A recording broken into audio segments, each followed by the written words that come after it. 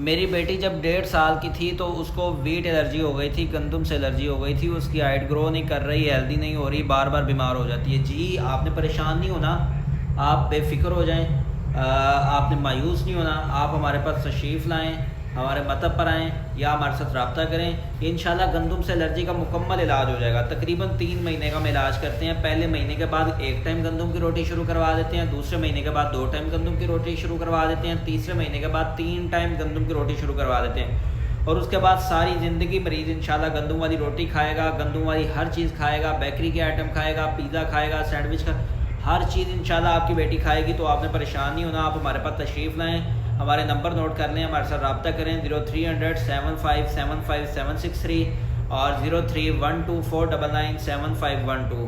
तो ये हमारे नंबर हैं, आप हमारे पास तशरीफ़ लाएँ। 806 जी रावी ब्लॉक, अलामा इकबाल टाउन, लाहौर हमारा एड्रेस है। अगर आप हमारे पास नहीं आ सकते तो हमें व्हाट्सएप करें, बच्ची की सारी तफसील बताएं और ऑनलाइन अपना ट्रीटमेंट करवाएं। मेडिसिन हम आपको TCS करवाएंगे, डाइट प्लान वगैरह हर चीज़ इंशाल्लाह हम आपको व्हाट्सएप पे गाइड करते रहेंगे। आपने हमारे साथ कांटेक्ट में रहना है।